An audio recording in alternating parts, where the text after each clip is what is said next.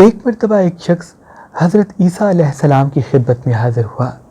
اور دست ادب کو جوڑ کے عرض کرنے لگا، اے اللہ کے نبی روح اللہ،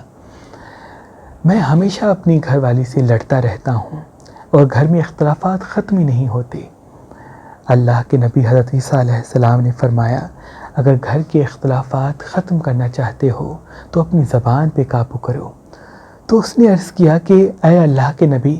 میری زبان پہ میرا قابو نہیں، میں کیا کروں؟ تو اللہ کے نبی حضرت عیسیٰ علیہ السلام نے فرمایا، جب بھی پانی پیو